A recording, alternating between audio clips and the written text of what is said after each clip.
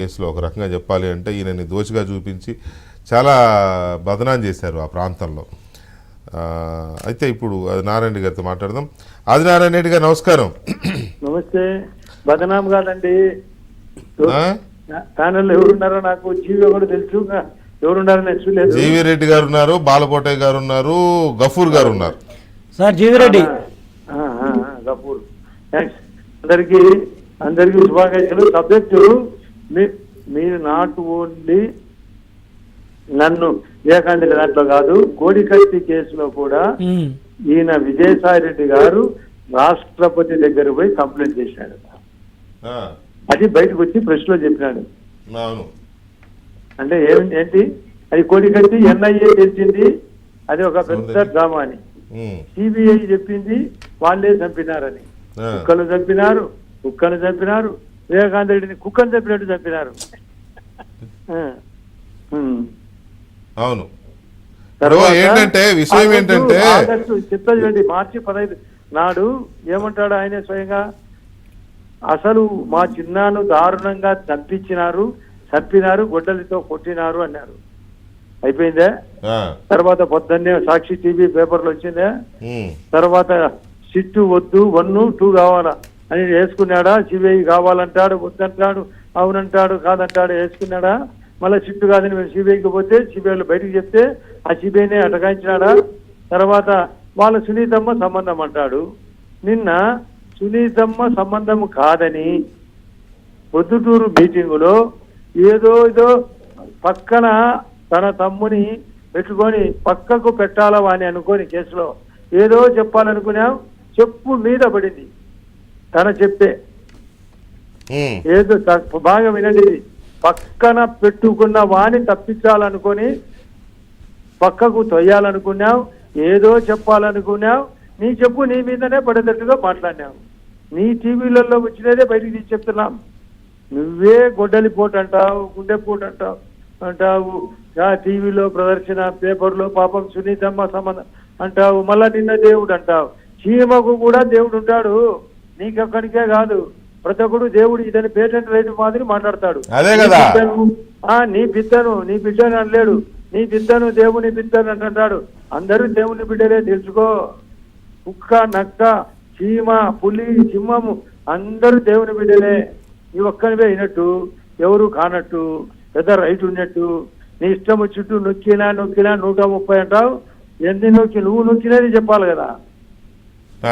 నువ్వు నొక్కినావు, నువ్వు పోయినావు. ఇప్పుడు ఆయన అంటే కాదండి, ఇప్పుడు ఆయన ఈ ఎలక్షన్ కి ఈ పాయింట్ ని సరే అది సెల్ఫ్ గోల్ అనుకోవాలా, లేకపోతే ఏ తెలివితేటలతో వేసాడో కానీ ఈ ఎన్నికలకి దాన్ని ఒక ఎజెండాగా చేసినాడు. ఏమంటాడు ఆయన, దేవుడికి తెలుసు. ఒక్క మాట ఆదినారాయణ రెడ్డి గారు, ఒక్క మాట. దేవుడికి తెలుసు, చంపించింది ఎవరో దేవుడికి తెలుసు, జిల్లా ప్రజలకు తెలుసు అంటాడు ఆయన. అంటే ప్రజల మీద కూడా ఇచ్చాడు మీకు తెలుసు అని. ఇప్పుడు దాకా జరిగిందంతా మీకు తెలుసు అని. ఇప్పుడు నేను చెప్పేదే కదా, ఏదో చెప్పాలనుకుంటేది తన చెప్పు తన మీదనే పడింది అంట. ఇప్పుడు అంటే తనే దేవుడాడా, చేపించిన దేవుడు తనే. ఇద్దరు అపూర్వ జంటకు తెలిసే జరిగింది. అపూర్వ జంట, 2 అపూర్వ జంటలా అంత కాదు, భార్యాభర్త అపూర్వ జంట, అబ్బా కొడుకులు మరొక జంట. అంటే ఎవరు, భాస్కర్ రెడ్డి ఈయన. దానికి 5 ఆయన ఆజ్యము పోసిన వాడు దేవిరెడ్డి శంకర్ రెడ్డి. ఈ పిల్లిలో దిగిన వాళ్ళు ఇట్లందరూ అక్యూజుడు. అతను ఓపెన్ గా తెచ్చి చెప్తాను, అయ్యా నేను అండుకో చంపినాము, నాకు డబ్బులు వచ్చినాయి, అతని దగ్గర మున్నా దగ్గర డబ్బులు దొరికినాయి, ఆ నోట్లు ఎక్కడి నుంచి వచ్చినది ఓపెన్ గా క్లియర్ గా అకౌంట్ చూపించారు, గొడ్డలు ఎక్కడ దొరికినది అకౌంట్ చూపించారు. ఇంకా ఏమి చెప్పాలా? సరే, ఇవన్నీ ఓకే సార్, ఇవన్నీ ఓకే. నేను ఇప్పుడు మిమ్మల్ని లైన్ లో తీసుకోవడానికి గల కారణం ఏంటంటే, ఇన్నాళ్ళు ఈ దర్యాప్తు జరుగుతోంది, ఏదో అది ఇది నడుస్తోంది కదా. ఆయన ఇప్పుడు ఇన్నాళ్ళు మాట్లాడకుండా సడన్ గా వచ్చి మాట్లాడుతూ దేవుడి అకౌంట్ లో వేసేసినాడు దాన్ని. దేవుడి అకౌంట్ అనేది ప్రజలకు తెలుసు అన్నారు కదా. ఇప్పుడు జిల్లా ప్రజలు ఏమనుకుంటున్నారు?